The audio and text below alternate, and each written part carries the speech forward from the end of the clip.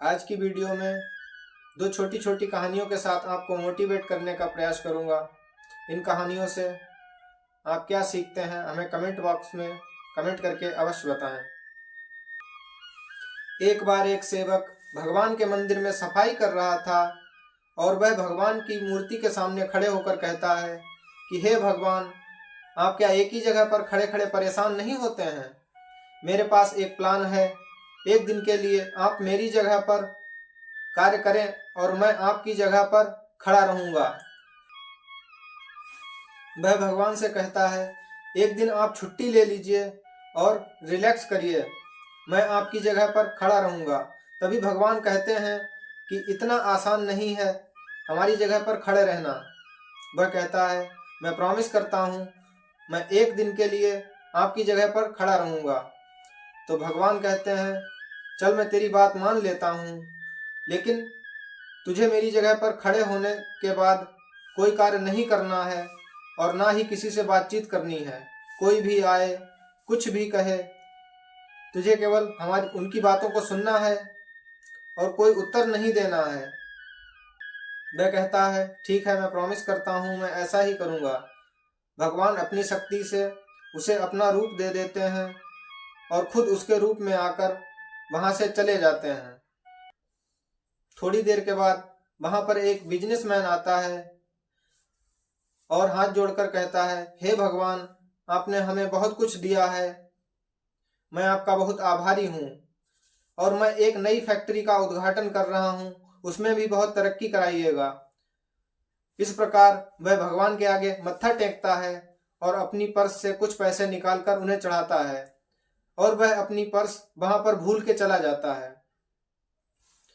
सेवक जो भगवान के रूप में खड़ा था वह उसे रोकना चाहता है, लेकिन उसने भगवान से प्रॉमिस कर रखी है कि वह किसी को कुछ नहीं कहेगा। वह उसे बताना चाहता है कि तुम यहाँ अपनी पर्स भूले जा रहे हो, पर वह कुछ नहीं कहता, वह चला जाता है। थोड़ी देर के बाद एक बहुत ही गरीब व्यक्ति आता है और अपनी जेब से 1 रुपया निकालता है और भगवान के पास चढ़ा देता है और भगवान से कहता है, हे भगवान, मेरे घर में खाने को रोटी नहीं है, आपने हमें इतना गरीब क्यों बनाया, मुझ पे अपनी कृपा कर दीजिए। और अपना मत्था भगवान के आगे टेकता है। तभी उसकी नज़र उस अमीर व्यक्ति के बटुए पर पड़ती है। वह उसे उठाता है और कहता है, हे भगवान, आपने हमारी सुन ली, मैं आपका बहुत आभारी रहूंगा। और वह उस बटुए को लेकर वहां से चला जाता है। वह सेवक भगवान के रूप में खड़ा खड़ा देख रहा था। वह उसे रोकने का प्रयास करता है।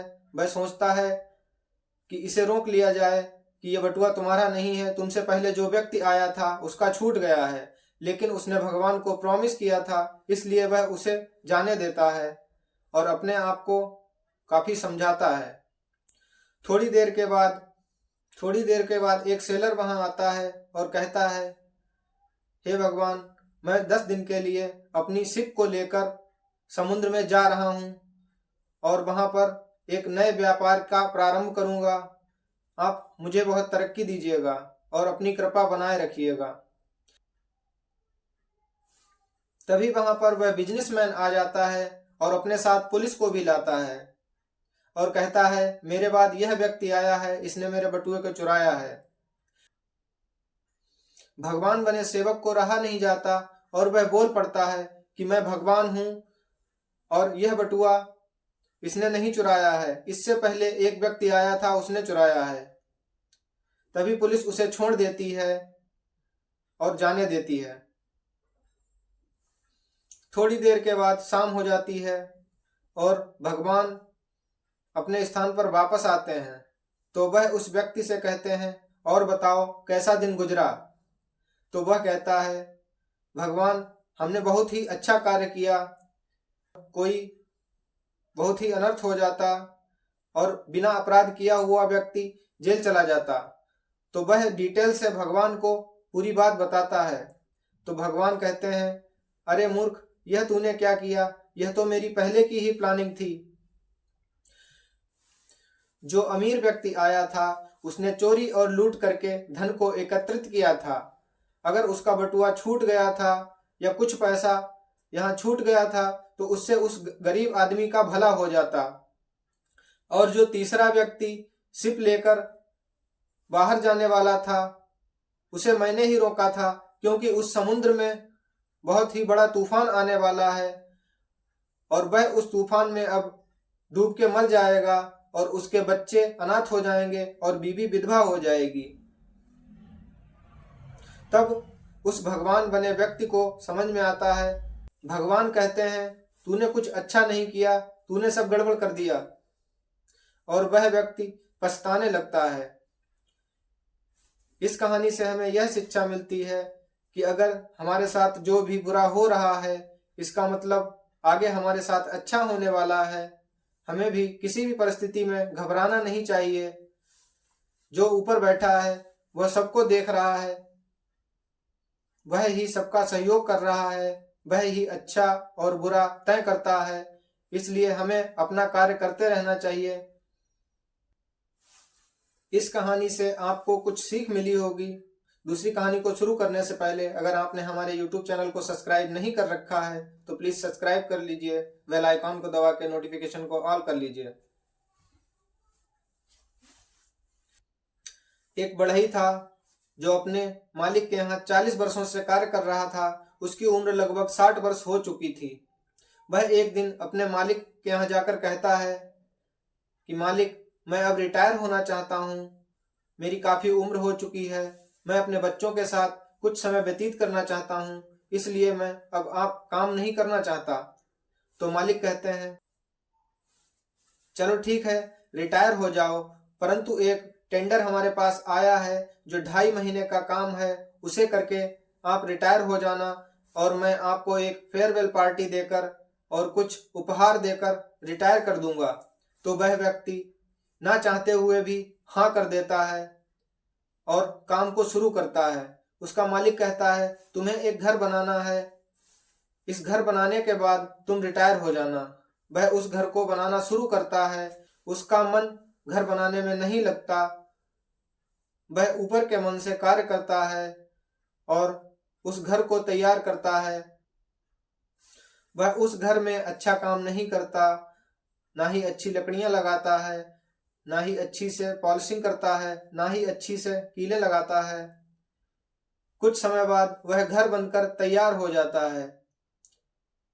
तो एक दिन मालिक उस घर के सामने आ रहे होते हैं, घर से 4-5 कदम पहले ही रुक जाते हैं और उस व्यक्ति को बुलाकर उसके हाथ में एक चाबी देते हैं और कहते हैं यह जो घर तुमने बनाया है यह तुम्हारे लिए उपहार है, अब तुम आराम से रिटायर हो सकते हो। वह व्यक्ति सोचता है कि यह मैंने क्या किया, यह घर मैं अपने लिए बना रहा था, अगर यह मुझे पता होता कि यह घर मुझे मिलेगा तो मैं इसमें से बढ़िया सी डिजाइनें बनाता, बढ़िया सी दीवारें बनाता और हर चीज इसकी बढ़िया से बढ़िया करके बनाता और इसे बहुत मजबूत तरीके से बनाता, अपना पूरा दिल और दिमाग लगाकर इसमें काम करता। वह अब पछताता है और कहता है काश मैं ऐसा कर पाता, काश मुझे पहले से पता होता और काश मैं इसे दोबारा बना पाता, काश मैं Ctrl+Z दबा के अंडू कर लेता और दोबारा इस घर को बना पाता। इसी प्रकार हम भी किसी भी कार्य को करते हैं तो पूरा मन लगाकर नहीं करते हैं। हमें कोई भी कार्य करना चाहिए पूरा मन लगाकर करना चाहिए, वह चाहे पढ़ाई हो या नौकरी हो, कहीं पर भी हम कार्य करते हैं तो हमें खुशी खुशी और पूरा दिलो दिमाग लगाकर कार्य करना चाहिए। कोई भी ऐसा कार्य ना करिए जिससे कि बाद में पछताना पड़े या सोचना पड़े कि काश मैंने ऐसा क्यों किया, काश मैंने मेहनत से कार्य क्यों नहीं किया, काश मैंने ध्यान से पढ़ाई क्यों नहीं की। तो जो भी काम करिए मन लगाकर करिए, दिल लगाकर करिए। इसी के साथ हमारे चैनल को सब्सक्राइब कर लीजिए, बेल आइकॉन को दबा के नोटिफिकेशन ऑल कर लीजिए। धन्यवाद।